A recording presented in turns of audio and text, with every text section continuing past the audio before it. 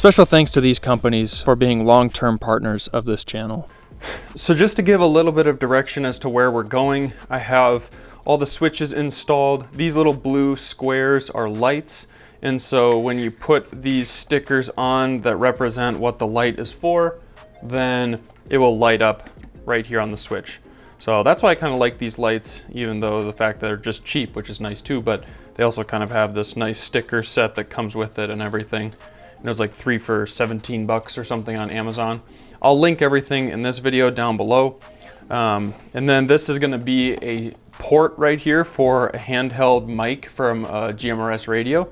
So I'm gonna be putting in this little port here, which is for a more powerful Midland radio. But if you wanted to use the old kind I had a 2-pack of these Ethernet ports. And so this is an Ethernet pass-through. There's just an Ethernet port on the back and the front. So you can connect a Ethernet cable from this port to your Midland MXT 275. And then this you could put on this little blank right up front. So a bunch of different options. I realize if you have a limited, this is where your seat heaters are. So you might have to mount this in the lower tray by default. It's so similar on the top and bottom that you could very easily still put this down below. I got everything glued up, as you can see here on the back, which is just a plastic to plastic JB weld. And then I soldered this wiring harness to hook up my USB port. So, and we'll go through all of this in the next video, but I just wanted to give you a little teaser for the end of part 1. All right, so I didn't film wiring up all of this on the back, but I just figured I would walk through what I did. So when you look at the switch diagram, they're all the same as the Blue Seas switch. They've got a ground on the top. They've got a 12-volt feed right in the middle, and then on the bottom is the output wire. So I was kind of a dummy and I started soldering black wires to the bottom, thinking that was the ground. Definitely wasn't. So all my colored wires are just soldered to those black wires. So that's why they're black right here, but then colored down here. So we've got a red wire that's a little bit thicker than the others, feeding the power, and same with the black wire. And then we have all of these orange, green, pink, and I think blue feeding the output of these switches. And then over here we've got a separate wire for the USB port, and that's because this I'm going to connect directly to my Blue Seas so that it has power all the time. And then that last port right there is going to be for the back of this ham CB radio port. So that's basically the wiring. It's not incredibly complicated stuff.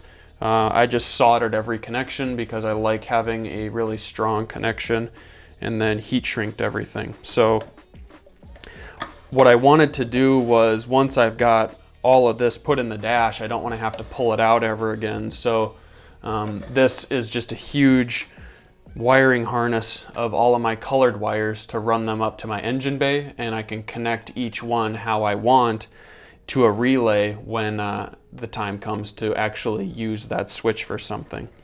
So if we flip this over, these got some kind of cool switches. I'm not quite sure what I'm going to use this switch for, so I just put this like abominable snowman or Bigfoot or something on it. I don't know, might take it off, not quite sure. But this right here, maybe for a locker or something, I don't know. I don't really know what to use these switches for yet, but my Switch Pros is basically full, so my thought is maybe this would be for a front locker someday or something. This right here is for maybe a dual battery system kill switch, and then this is like just for turning on my DRLs and turning them off. I don't know. Like I said, I don't really have a plan to wire any of these up yet, but once I do, they're going to be all ready to go and just laying in my engine bay, so I don't need to take apart the dash. And then, like I said, this port will pop right in there, and this will be where I plug in my handheld mic for my GMRS radio. And I put this on the far left just so that it's closest to me and I don't have to pull the cable so far. So that's kind of how this is laid out. Now we just need to finish wiring up this port, and then we can take this out to the vehicle and get it installed and get the cables ran. So if you've never watched any of my videos and you're looking at this right now thinking, wow, your center console is a complete mess and what in the world did you do to actually get to this point? Well, honestly, it's pretty straightforward. So if you had watched my other video, all you have to do is remove the center console piece and then you get access to this little flat panel which you remove that just has one plastic clip, and then you remove the plastic piece we've been cutting up and putting the switches in. So now what I'm holding is this little piece of plastic that goes in the top right next to your steering wheel, and it's got 4 clips, and that is a blank switch that is in the middle of this plastic. So what we're gonna do is we're gonna remove that plastic switch, and there's little tabs on the top and the bottom. So all we have to do is clip out that top tab and the bottom tab, and then we're able to remove that blank. And the reason we're removing this is because remember how we took out the cigarette lighter and we took out the USB and auxiliary ports from the original plastic panel? Well, we need a place to put that data port because I presume some of you either use a line-in cable to play music from your head unit, or you just like to use that data port for something, whether it be for your head unit or what have you. So in order to keep that similar stock functionality, I wanted to find a good place to be able to, put this port back into the vehicle. So I'm going to kind of walk you through that. Unfortunately, my audio cut out, so I'm having to do this part voiced over. So now what I'm pointing at on the plastic here is, see those little grooves in the switch, enclosure? For some reason, there's these proprietary grooves, and they must fit only certain types of switches, which doesn't really make a lot of sense to me, but it is reality. And so this little USB and auxiliary port switch has grooves that don't match the grooves on here. Now, no problem, we don't really use those grooves to actually latch the switch in. So all I did was shave off one of the grooves that didn't fit in the puzzle piece correctly with a Dremel, and that switch popped right in. So now we just need to find the correct wiring harness and get that routed. Unfortunately, the wiring harness in question that we are trying to search for here is basically clipped completely on the right side of the plastic behind the head unit. So we're gonna have to back out the 4 screws under the head unit, pull on it, which it's just held in by clips, and then start removing the plastic clips that hold our wiring harness in place on the right side. In addition to that, we're gonna have to cut some electrical tape and remove a couple other things so we can get it properly routed. Behind the dash here, okay, this is the data cable. I've kind of threaded up through the back, and we're gonna run it completely different. So all these clips here, I think, are taking a little bit of length out of it, as well as it's kind of, if you can see back here, it's like wrapped around this ginormous harness back there. So I'm wondering if I can bring it along on the back side, if that will help me with length. First, I'm just gonna remove this clip here and see if that's enough distance.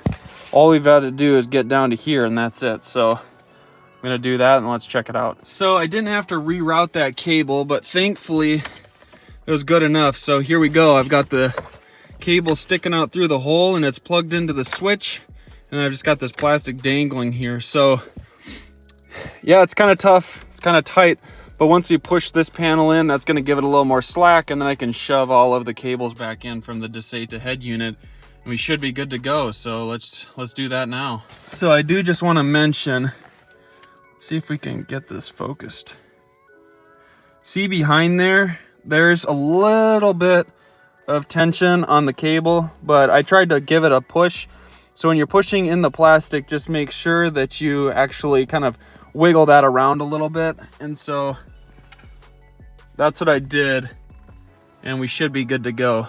So here's another little angle down there, and we've got the switch right in there. So it's looking pretty good. Let's get the head unit back in place. So I was able to get that cable routed successfully, and we're now just routing these cables that are part of that harness I showed you at the beginning of this video. So one of the cables is for the USB port, and the other one is the ground 12 volt and trigger cable feeds for all of our rocker switches. So I'm just starting those cables to route them so that we can push the plastic up into place and start getting everything sorted. So now is a good time to route your cable for your actual port for your microphone or your handheld mic.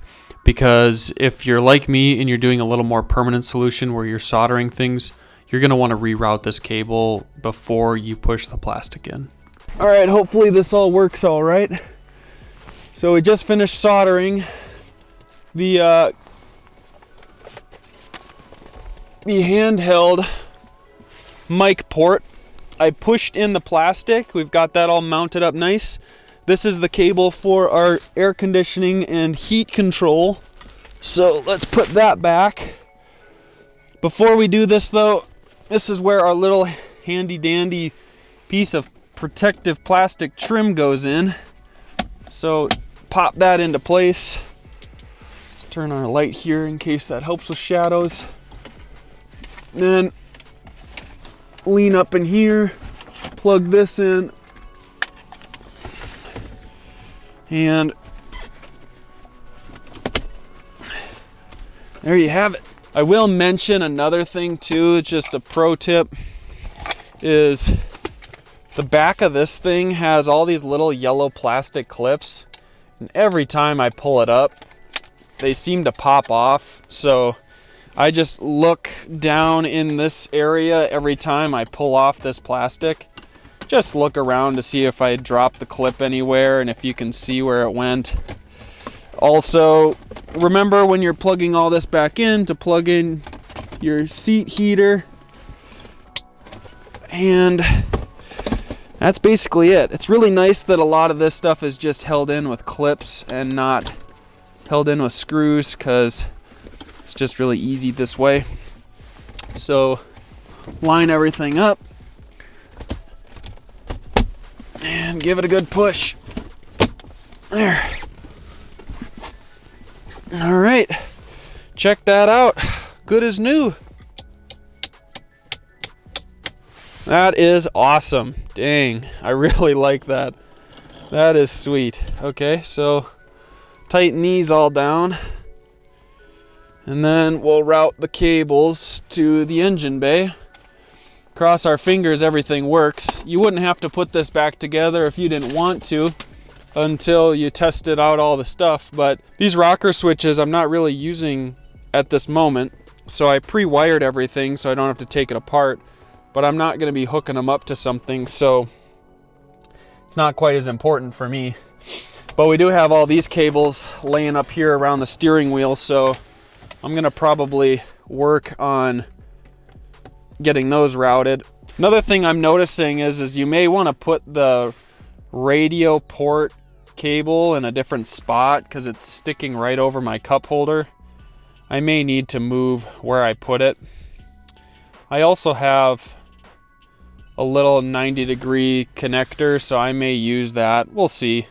Might need to switch that out. Shoot. Well, we can play that by ear. For now, I'll just leave that port there. You could always move the port to like the middle, but I like how this is basically all set up in a row, but we'll see. I've got a 90-degree that's got a way where the cable could just drop straight down. That's probably what I'll use, so stay tuned. Maybe I'll include that in this video, but it's the exact same process. It's the same exact connector. It's just got a 90-degree turn on it. Okay, so I've got all of the cables ran through the firewall. It's impossible to film that because I'm laying on my back under the steering wheel, but I've got them fed through. Got kind of a mess here I'm gonna have to clean up. I guess I would recommend maybe just taking this whole mount out at the beginning. I worked my hand through this corner the entire time and it was terrible, but I got a little bit of spooling up of these wires to do, put some zip ties in there, etc. But right here we've got my Blue Sea set up. So this one's a DRL fuse, so ignore that one.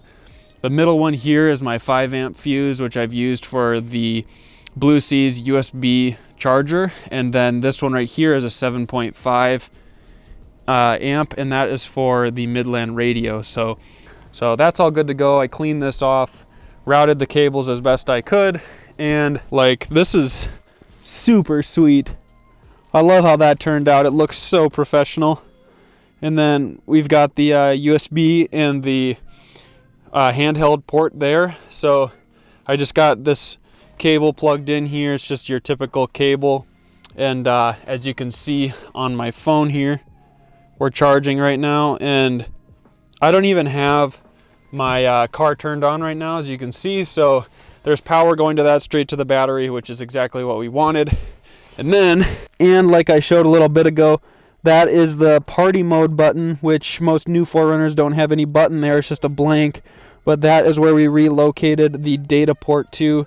And I never use that, almost never. So I really could have just deleted it, but I thought for the sake of some of you who want to keep it, I'll include this part in the video. I'm super stoked with how the install went, and if you have any sort of questions, you know, past this point, this is probably where I'm going to end the video. I'll include parts down below if you're trying to buy relays or some sort of bracket to mount the relays.